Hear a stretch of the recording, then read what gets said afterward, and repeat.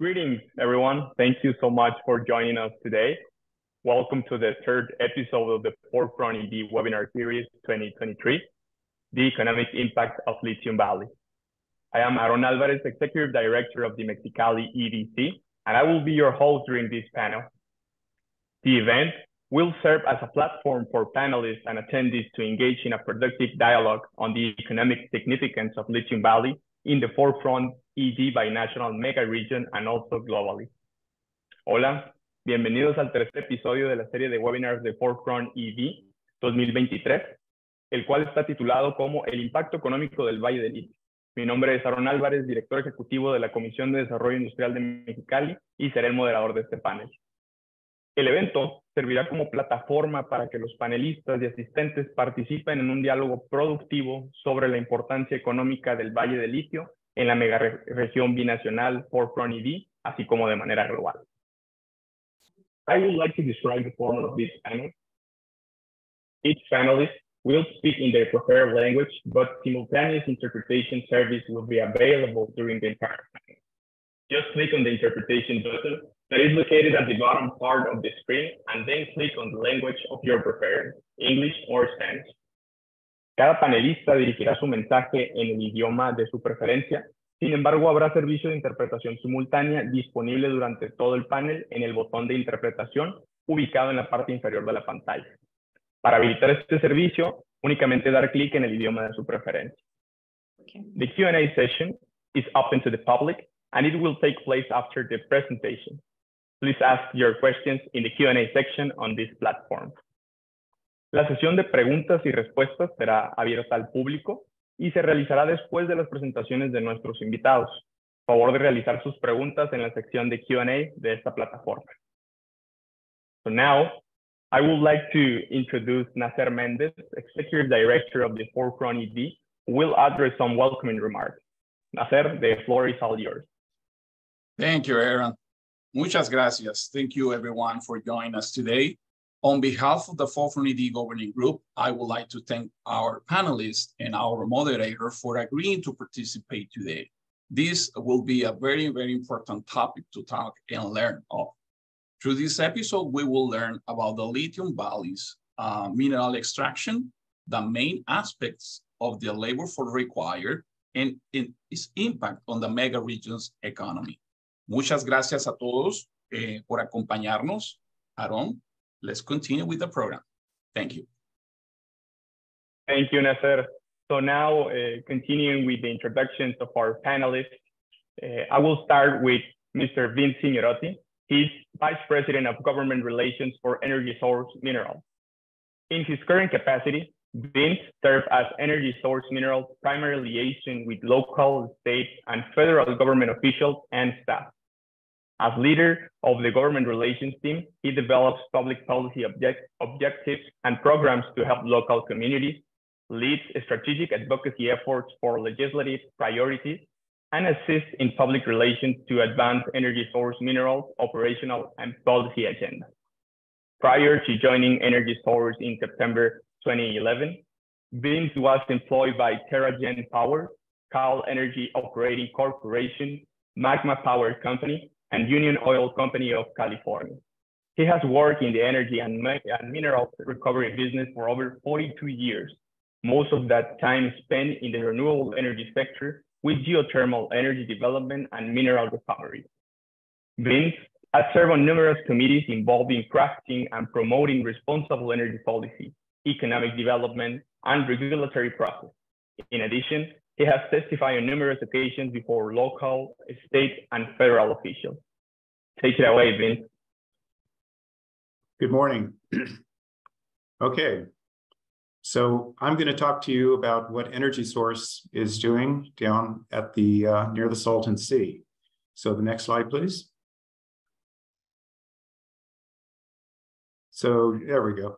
Okay, so in 2020, car sales in the U.S., electric car sales in the U.S. represented only 7% of the total cars sold. And if you move to the next slide, in less than 7 years, that number is expected to be 50%. And in order to achieve that number, we're going to need to produce a lot more lithium. Next slide, please. Lithium is found throughout the world. There are many places that lithium is produced today. South America is where much of the lithium is produced, and in Western Australia. The Salton Sea area has a unique geothermal resource that makes it compatible for mineral recovery. And that's what we'll be doing at the Salton Sea and elsewhere. Next slide, please. Okay, so you can see this is a aerial shot of the Imperial Valley near the Salton Sea. What you're looking at is approximately 450,000 acres of irrigated farmland in the Imperial Valley. And you can see our project is near the southeastern shoreline of the Salton Sea. Next slide, please. The project that we have near the Salton Sea is called Atlas. And it's the first of its kind, and it will be the first geothermal project to employ our ILIAD technology. Next slide, please. So we've been working on our ILIAD technology for over 7.5 years, and we have now developed what we consider to be commercially deployable technology. We have proven that this technology recovers over 90% of lithium. We have backing from our shareholders, and this is a privately funded project. Next slide, please. So to understand what we're doing at the Salton Sea, you first need to understand how geothermal energy is produced near the Salton Sea. So next slide, please. What happens at the Salton Sea is wells are drilled into a deep subterranean reservoir. It's a sandstone reservoir that is anywhere from 1 mile to 2 miles deep. And you can see on this slide that there are a lot of minerals in the solution, in the fluid that is in this reservoir. Next slide, please. So we drill into this subterranean reservoir and bring superheated brine to the surface. That resource is anywhere from 550 to 600 degrees Fahrenheit, and it contains anywhere from 250,000 to 300,000 parts per million of dissolved solids. And many of the elements on the periodic table can be found in this brine. Next slide, please. So wells are drilled into this resource, and that superheated brine is brought to the surface. This resource is approximately 100,000 acres, so it's vast. Next slide, please. The process continues with the fluid being brought to the surface in pipelines and rapidly vaporized in a series of vessels. That steam is then cleaned and delivered to a turbine. That turbine is connected to a generator. Next slide, please. The generator generates electricity, renewable electricity from the plant, and that electricity is put into the grid and delivered to customers throughout California. Next slide, please. Once the electricity is put into the transmission lines, the resource is further processed and then injected back into the ground. So it's a completely closed loop system. Next slide, please. So next slide. That's a duplicate. So what we're going to do is, before the brine is injected back into the ground, we are going to divert it to our patented ILIAD technology process. Next slide, please. So ILIAD is the process that we've developed over the last 7.5 years, and it is what we consider to be the most advanced and sustainable and efficient lithium processing technology anywhere on the planet. Next slide, please. Number one, it's patented and it has a very low risk. Number two, it reduces environmental impact. Number three, commercialization is already underway. Next slide, please. So once the lithium is produced from our facility, from our ILIAD facility, it will be battery spec and ready to be converted into cathodes to be used in electric cars. Next slide, please. Once it leaves our ILIAD technology, it goes back into the ground. So it continues to be a closed loop system. Next slide. So we've already talked about the most sustainable source of lithium and operating at very low carbon, water, and land footprints. Next slide. First, CO2 emissions. When compared to South American brine, Western Australia hard rock mining, or Eurasian hard rock mining, you can see the Project Atlas has very little CO2. This is a slide that was prepared based on a life cycle analysis of our CO2 production. Next slide. Water, cubic meters of water. You can see that Project Atlas will use a fraction of what is needed for South American brine or other technologies. Next slide. And land footprint, again, this is very important to keep in mind.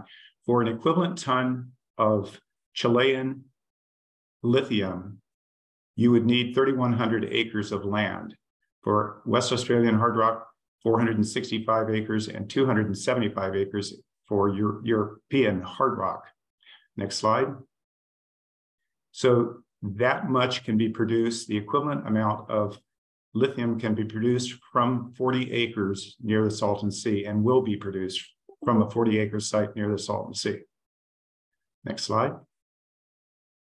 So again, just hours to process as compared to South American salars that can take months and months and months to produce lithium. Our technology can produce lithium in about 12 hours. We have high recovery, over 90% recovery. We will be utilizing renewable steam and energy for processing. It's not weather dependent, and as I've already mentioned, it continues to be a closed loop system. Next slide. 720 million in tax revenues over the 30-year life of the project, including 96 million to the Salton Sea. Next slide. 220 jobs, we estimate, 70 direct jobs and approximately 150 indirect jobs. So it's going to be a big employer in Imperial County. Next slide. One of the things that we like to emphasize is the fact that we are going to prioritize local hiring. We will also have on-the-job training, internships, and career advancement opportunities. We've worked very closely with IBC and the Workforce Development Board in Imperial County, and we'll continue to do so. Next slide, please. So $18 million every year in payroll and local services. That's the 220 jobs. Next slide. 24 million in local taxes each year. Next slide.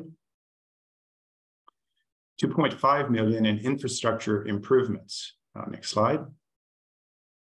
So in total, over the 30-year expected life of the project, $720 million to Imperial County. Next slide.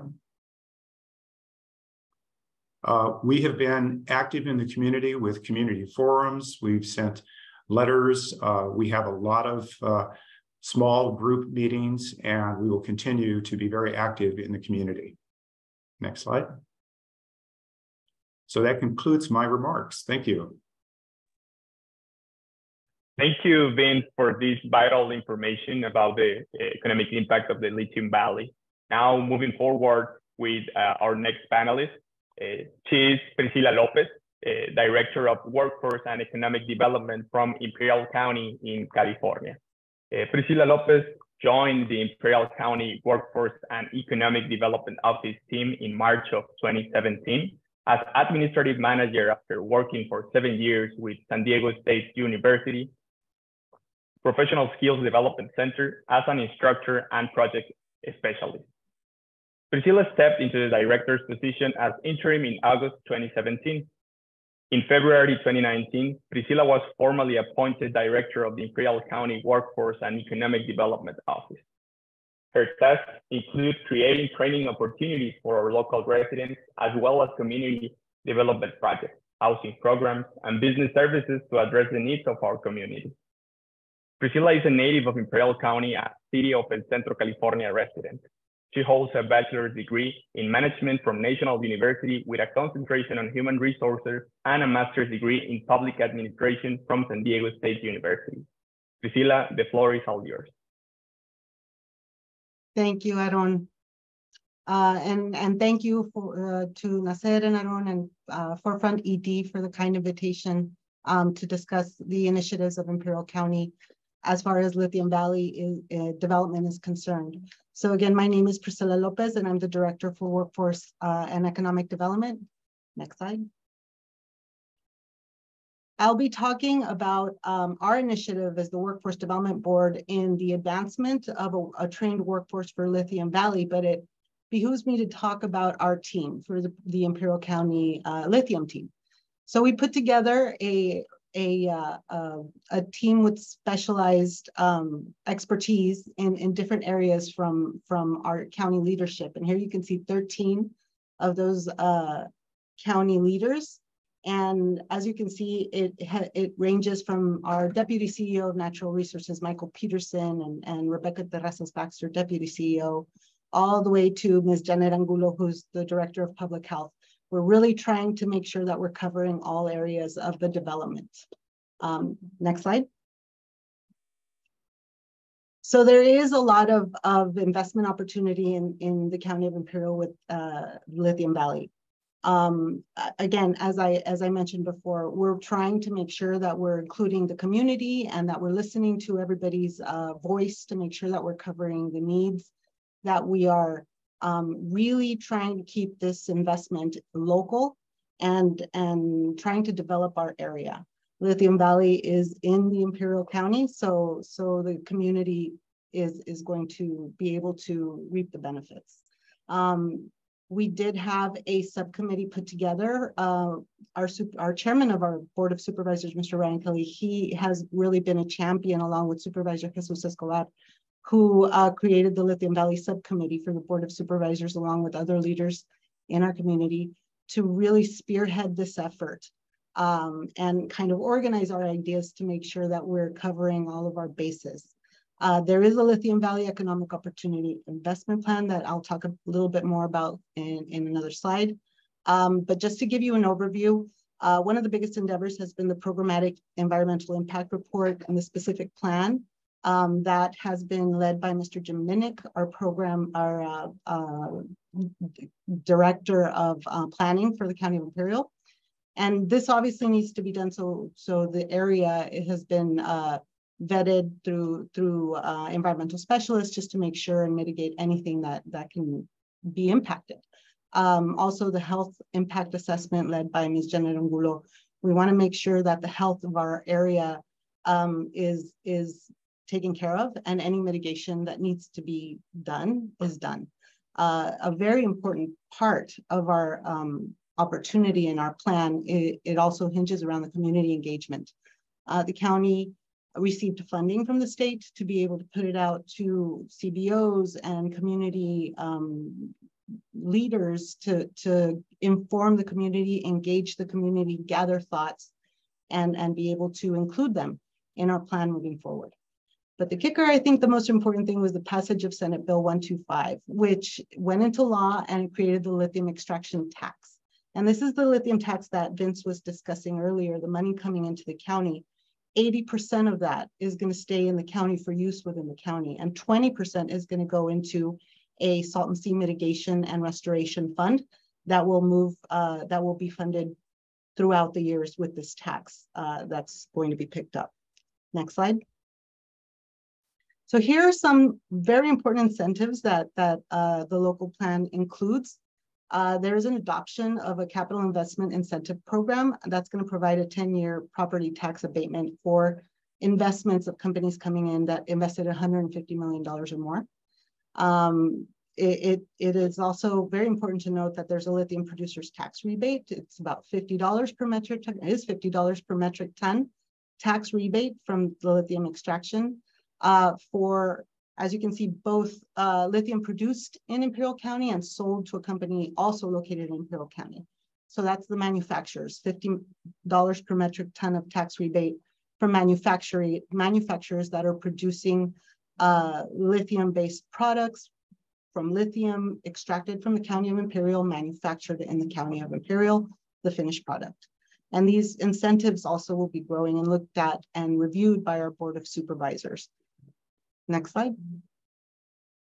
So included in our role in this for the business services that we undertake for the County of Imperial, we are funded under Workforce Innovation and Opportunity Act funds.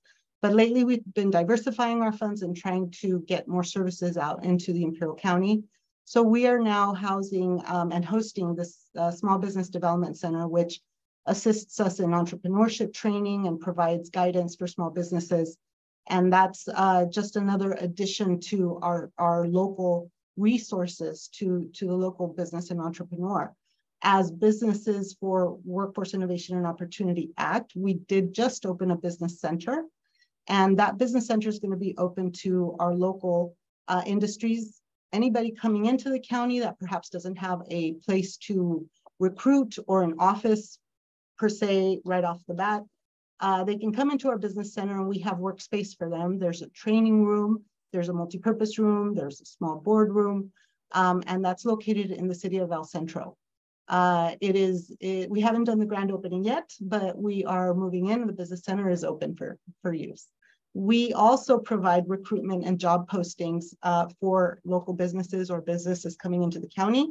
That's the on-the-job training that Vince mentioned earlier in his presentation.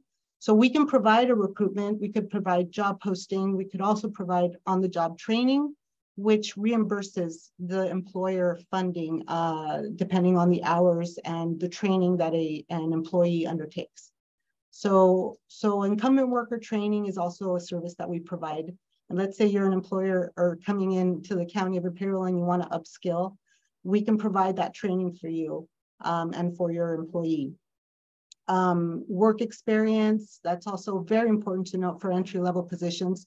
Labor market information, we have a human resource hotline, and very soon we will be receiving a mobile unit to be able to take out to these outlying areas, especially the KGRA, the known geothermal resource area, to provide recruitment events and assistance to the industry coming in.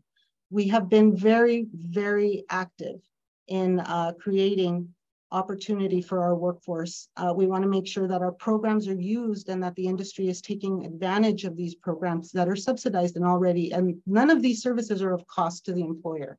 We provide them as a resource. So we ultimately want to make sure that there is a trained and prepared workforce available for the industry coming in. Next slide, please. So very important, I think there's another click. Thank you.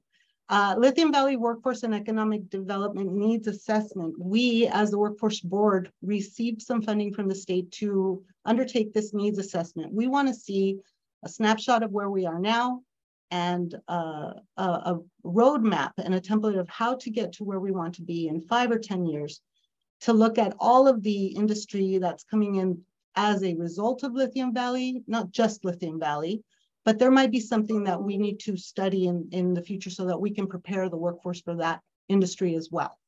It's a deep analysis of the effect that the development of Lithium Valley is going to have for our county. In terms of workforce, we included social equity, infrastructure, economic development, healthcare. All of these important data benchmarks are things that we know grow a community. And it's very important for us that we mark this down. So this is a clear action plan for us and for our community stakeholders. It's a very public process. We're really trying to get feedback, and we will have a steering committee that's being put together as we speak, and an RFP that will be going out late this year. Next slide, please. So in general terms, that is our part of Lithium Valley development. We do have lots of resources. I have our website up and my contact information. If there's any questions, of course, I'd be happy to answer them. There's a lot going on and we're excited about the future. Thank you. Thank you, Priscilla, for this awesome information in benefit of our communities. And now continuing with the presentation of our next panelist, Efrain Silva. He is Dean of Economic and Workforce Development at Imperial Valley College. Efrain Silva was born in Mexicali, Baja California, Mexico, and immigrated to the United States at the age of 14. He grew up in Holtville, California. Efrain earned an associate degree from Imperial Valley College, a bachelor's degree in public administration from San Diego State University, and a master's in business administration from Northern Arizona University. Efrain is Dean of Economic and Workforce Development at Imperial Valley College, leading several academic and student support departments. He has also served as an elected official in Imperial Valley for over 25 years, including trustee for El Centro Elementary School District, trustee for the Central Union High School District, and mayor of El Centro, California in 2011, 2015, and 2020. Efrain is a board member of the Imperial County Workforce Development and the Imperial Valley Economic Development Corporation, the ILIAD. In 2002, Efrain was recognized by the California Workforce Development Board with the Architect of Change Award. In 2010, Efrain received the Monty Award, being recognized as a San Diego State University Distinguished Alumni. In 2014, Efrain received the Hotley Award, which is the highest civilian recognition for individuals living abroad by the Mexican government. Efrain, you can proceed. Thank you so much, Aaron and Nasser. Thank you for putting together this very important webinar. There's a lot of chatter, there's a lot of interest, and anything that has to do with lithium and IBC it's right there in the middle of things, making sure that as jobs open up in our community, that we have a prepared workforce. So thank you so much for putting this together. Before I start, I want to do some bragging about IBC, particularly in what we do. So you see on the slide in front of you, the blue logo on one corner where it says Aspen Award winner in 2023. So I'm going to take a minute to explain to you what that is. The Aspen Institute is an organization out of Washington, D.C. that ranks community colleges across the nation. In the United States, there's over 1,200 community colleges. There's 110 in California specifically. And they rank colleges based on a number of very objective criteria: transfer rates, success rates, workforce development, and very specific criteria that allows them to analyze the impact and the services that are provided to our community. And I'm very proud to say that I work for IBC, and I'm very proud to say that Imperial Valley College was recognized in April of 23 as the #1 college in the entire country. So that's something very special. That's something that we're very proud of. Because of the recognition, it means that we're doing a good job. It means that we are providing a quality service to our community, and that what we do changes lives. So I'm very proud to be part of that, of the IBC family. Next slide for me, please.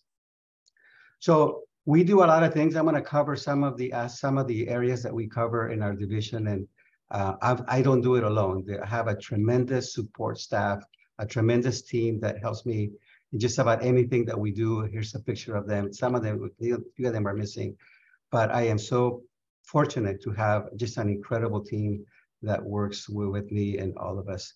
And we're part of that success of Imperial Valley College. Next slide for me, please. So as it relates to lithium specifically, there's also we recognize that to be successful and to have successful training programs, that we needed to get input from the industry, from the lithium providers, also from Ormat, who is a large geothermal operation in Imperial County. And so they became our partners, right? I have to thank them and recognize that as we develop the processes, as we develop the programs, they were right there joining us, providing input, and help us what I believe to be one of the premier training programs in the country. Also, I want to recognize IVEDC, our local economic development corporation, because they have been instrumental in making those contacts with industry and establishing those partnerships. Part of the success of where we are today has to do that we started this very early, thanks to the contacts by IVEDC. And also Priscilla Lopez, our very strong partner from the workforce office, who also has been with us every step of the way. Thank you. So next slide for me, please. So I'll just cover this really fast. So our economic development division at IBC is very, very broad.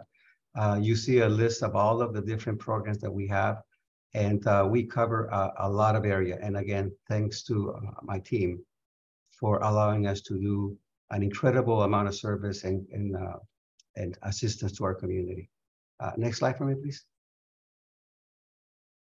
So besides running programs, we also have a lot of grant money, and I want to highlight the last bullet on this presentation. We are also one of 7 colleges in the nation that has been recognized by the American Association of Community Colleges. So we have a partnership with General Motors, and that they're providing to us technical support and recognition of our programs, and they're going to use what we do in Imperial Valley as a model for other technical programs in the United States.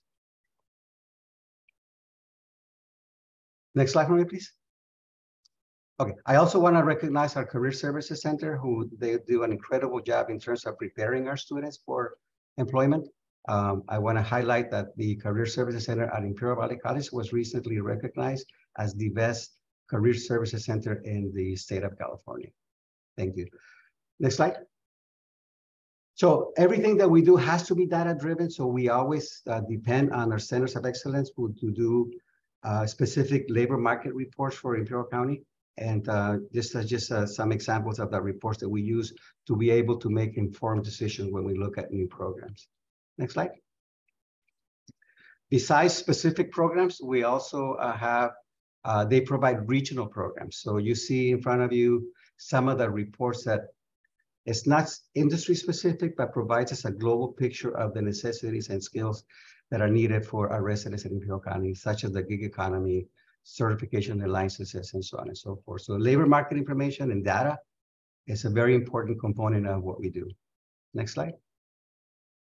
Okay, so when we talk about lithium specifically, we recognize that we had to start early. So we've been working on developing these programs for about a year and a half already, right?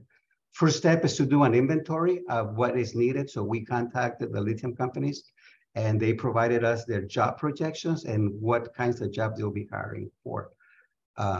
We determined that a lot of those industries and a lot of the employees that they'll need, we already have training for, like welding, electricians, and so on and so forth. Next slide. But we also recognize that there were 3 primary areas in which we do not have training, we do not have the equipment, we do not have the infrastructure to be able to do this. So those programs that were identified as being a gap as chemical lab technician, instrumentation technician, and plant operator. So we work with them, we met with them, we make sure that the curriculum that we were developing was consistent with the necessities and the expectations for a workforce. After a long period of meeting with them and developing the curriculum, finally in September of 2022, the industries met, ratified the content, ratified the appropriateness of the curriculum, and we went forward to move towards formal approval by the state of California to offer these programs as a formal community college program. Next slide. So we came up with a name for our lithium programs, and we're calling it LIFT, which is a acronym for Lift Industry Force Training, where we're bundling together the programs that we do. We're starting our plant operator program this next week. It was so exciting to see students. We had an orientation with them a couple of days ago, and to actually see students in front of us that have signed up for these programs. It was so rewarding to see something that was a concept, was an idea, and meetings and development to actually see it become reality in front of us. So we also recognize that this is very important for our community, and we recognize that we wanted to make sure that we open opportunities for all the residents. So we're starting with 2 cohorts, a day cohort and an evening cohort. Both of the cohorts will be able to complete the entire certification in 1 year, right? So we're starting with plant operator. Our estimation is we'll start with instrumentation technician and chemical lab technician next year. That's depending on expected workforce needs by these companies, because we want to make sure that the training aligns with expected hires, right? We don't want to start training too early before there's a necessity by these companies to hire the individual. So we're going to wait a year before the other two programs get started. Next slide. So this is just a sample of the curriculum that is included in our Plan 80 class. Plan 80 is the first of the core plant operator courses. And again, all of these objectives that you see in front of you were discussed, that were vetted with the lithium companies and the geothermal company. Also, the equipment that we're buying to teach the students these skill sets were also vetted through with the industry. Next slide for me. Recognizing that industry certification. So industry certification is an actual assessment of the skills of a student, and they walk away with an industry recognized credential that informs the employers and gives them the specific skills that a student has upon graduation. So we just became aligned with SACA. SACA is an organization that provides industry certification, and it stands for Smart Automation Certification Alliance. And the picture that you see in front of you is our faculty that just became SACA certified, and that allows them to be able to award industry certifications to students upon completion of certain matrix and exams. So this is a vital component of any training program that you connect your trainings to industry certifications. Next slide. So this is just the beginning. We are looking at other venues, other programs. We are in the development phase for a new lithium building that will house a permanent house for these programs. We also just started our MESA program that is going to connect our students to engineering, math, and science. We are in the pipeline of things that we're considering creating is a plant mechanic program. We want to create a programmable logic controls program and also a mechatronics program. And down the road, we still feel a few years away, but we are beginning to conceptualize and prepare for submittal for approval for our college to be able to award a bachelor's degree. And we are looking at being able to offer a bachelor's degree in industrial management. Next slide. I think that's my last slide. Thank you so much for the time, Aaron, Nasser. Efrain, what a pleasure to hear this vital information. Thank you for your participation. And now continuing with the second part of this webinar, the Q&A session, I just want to tell to all the people that are seeing us, questions are directed to all panelists, whoever wants to answer, unless they are directly addressed to a particular panelist. So feel free to send us your questions. And right now, I will start with the first question. How does Governor Newsom's Lithium Valley vision support Imperial County efforts on infrastructure improvements and growing the county economy? This is a general question, so feel free. I can speak a little bit on that. Governor Newsom, not just Governor Newsom, but federal also, we've been very, very fortunate to have a lot of attention and a lot of support from the government.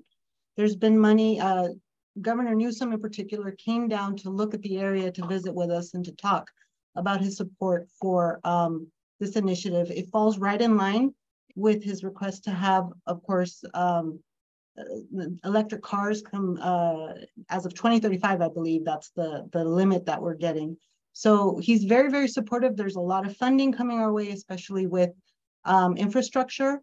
So that's something that we've been working with, and our subcommittee has been very focused at going to Sacramento continuously. So there's a lot of attention, there's a lot of support, and I think that's made a world of difference.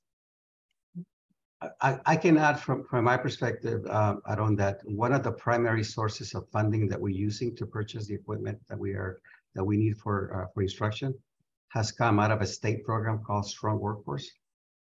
So far, we have used close to $1 million worth of Strong Workforce funds to buy the equipment, and we're not there yet. I think we estimate that in order to be as ready and successful as we want to be, we need about $3 million. So we got about a third of that already. And we're working diligently to find additional revenues to be able to buy all of the necessary equipment that we need to be able to provide first top quality training for our students. And I would only add that the the governor has supported the creation of a tax on lithium production from Imperial County. We anticipate that for our project alone, which is 20,000 tons of lithium hydroxide monohydrate per year, that project will generate $16 million in local taxes, 20% of which goes towards saltancy restoration, I mentioned that, and 80% is distributed throughout the valley and managed by the Board of Supervisors. Okay, thank you. Thank you for your responses. So we already have some questions from the public. The next one is, thanks for the talk. There are some ongoing projects for the lithium extraction with the Mexican university. Well, I would add that we've had preliminary conversations with folks down at CETIS in Mexicali, but those conversations have not resulted in any kind of a partnership yet, but that could still happen in the future. We're certainly not ruling it out. Okay, thank you, Vince. So we have one more question from the public that it says, has the Imperial Valley explored the possibility of collaborating with the city of Yuma on the groundbreaking solar-powered vehicle battery initiative? Well, I know that we're partnering in the County of Imperial with, we're always looking for opportunity and resources. I haven't heard, I can't speak on what initiatives have happened on that end, but I know that we work closely with our surrounding areas to make sure that we're partnering and being responsible. Okay, thank you, Priscilla. So we have also another question that it says, do lithium processing activities require unique city considerations, for example, electric power, water, permits, etc.? The answer to that is yes, to all. Our project is fully permitted, so it's shovel ready, and we expect to break ground in the next month or two. We have a water supply agreement with the Imperial Irrigation District. And as I've already said, we will be consuming renewable energy to operate our facilities. So yeah, it's a fairly significant amount of energy to operate, but it's going to be renewable energy. Thank you, Vince. So we have one more question. I believe this is the last question. And it says, what will be the lithium industry's potential impact on Imperial County economy over the next 5 to 7 years regarding job creation and capital investment? I can speak a little bit on that. So currently, the County of Imperial, of course, we are underserved. We've got a large community that, lives paycheck to paycheck. However, this initiative, our gross domestic product, our GDP right now stands at about $9 billion, and there's a potential of doubling that within the next 5 to 10 years. So it is a tremendous impact, which is why there's so many studies going on and so many partnerships going on, so that we're able to do this right from the beginning and cover all of the aspects and look at all the needs. I would say that the impact is tremendous, but I can let Efrain speak a little more on that as well. Yeah, so I think all of us are working really hard to make sure that we close the loop as far as lithium extraction and lithium development. So I think there's a battery manufacturer who's announced that they're opening up a mega factory to actually take our lithium and then build lithium batteries here in Imperial County. The name of the company is called Statewald. And Statewald anticipates hiring about 2,000 people in their operation. This is a very large 3 million square foot manufacturing operation, right? And people always ask me, 3 million square feet sounds like a big number, right? And I said, well, let me give you a visual of what that is. I said, if you've been to Costco, that's 30 Costcos at the same time. So that's a huge operation. And then there's efforts from the county and from other folks to attract additional battery manufacturers. I know that there's additional companies that are looking at lithium extraction beyond the 3 that we talked about before. So I think the opportunities for growth and the opportunities for employment for our local residents are significant. These plant operator jobs that I talked about before, the wages will range somewhere between $30 to $50 an hour. So for Imperial County, that's a significant wage that is going to allow families to be self-sufficient and with growth opportunities. So I think that the opportunities in general are really good, and I'm so happy to see this materialized. This kind of was a little bit of a concept a year and a half or so ago, and to see it grow into an actual industry, and all of us working together to make sure that those opportunities, as they develop, are given to our own local residents with high wage, high growth jobs. It's really, really exciting. And I'm so pleased to be joined by Vince and Priscilla and a lot of other people who have really worked really well together to make sure that we are prepared for this opportunity. And very quickly, I'd like to highlight the Lithium Valley Workforce and Economic Development Needs Assessment that's going to kind of focus not just on the industry coming in, but on further industries coming in so that we're able to prepare that workforce. And other initiatives that we have going on to make sure that our youth are aware that there is possibility and there is future and there is economic sustainability within the County of Imperial as well, so we can retain our talent. So we've got initiatives in junior high schools, a launch pad that helps kind of guide a youth or a 7th and 8th grader and their parents and help them navigate that whole process of choosing careers and looking at what's available to them within our industry, Lithium Valley, and whatever industry that we choose here in the county to go into. So all of these things are happening simultaneously. And I would echo what Priscilla and Efrain has shared, and just mention again that our priority is to hire locally.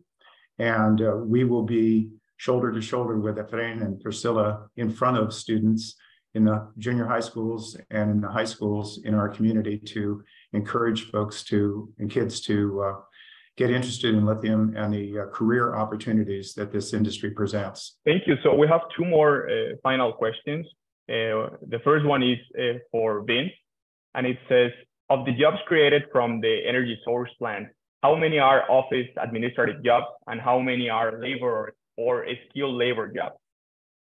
The majority of those will be outside labor type jobs, but we'll have a full complement of administrative jobs as well, accountants and every element of a business like this that is going to be necessary, we will have. But most of the employees will be labor jobs, and that's what Efrain's program is preparing for us. Okay, thank you, Vince.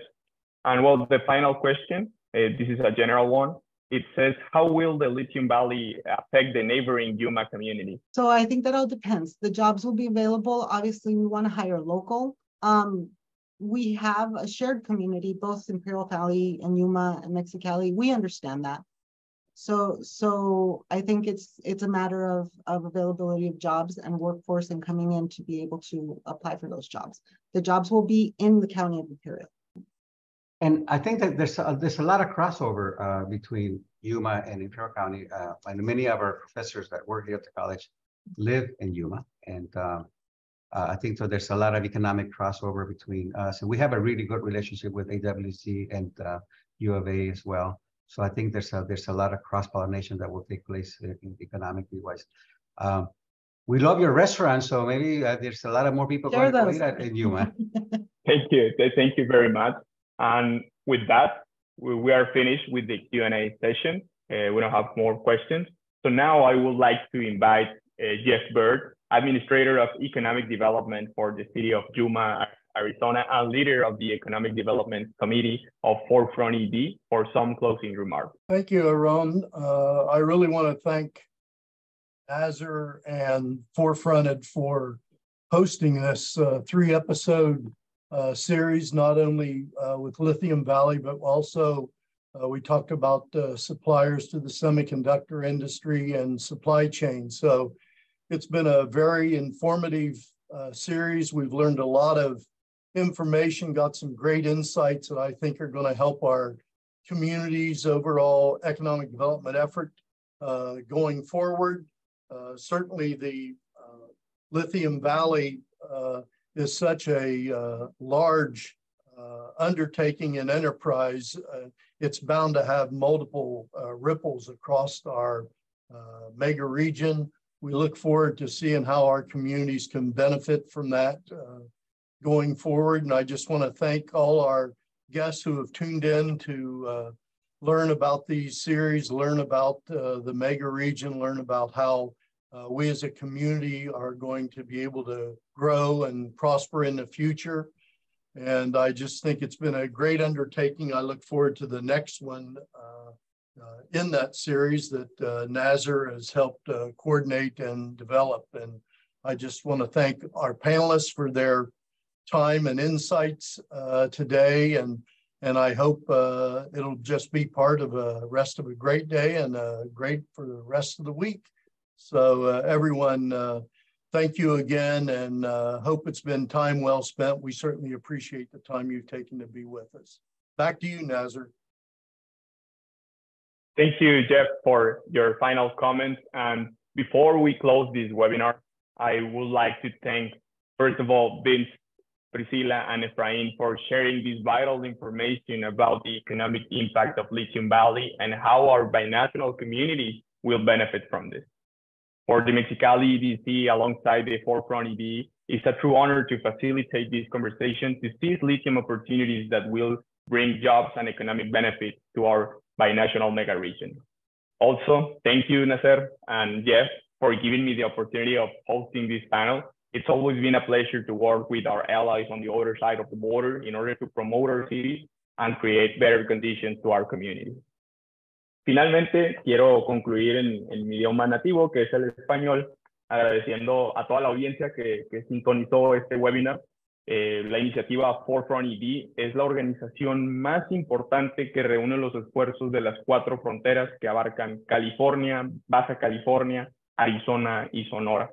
En conjunto, trabajamos para dar mejores oportunidades a nuestras comunidades, teniendo siempre como prioridad fomentar el desarrollo de más talento como motor principal de crecimiento y desarrollo económico. Ha sido un placer estar en este webinar. Muchas gracias a todos y esperamos que esta información haya sido de mucha ayuda. Muchas gracias. Thank you. Thanks, everyone. Gracias.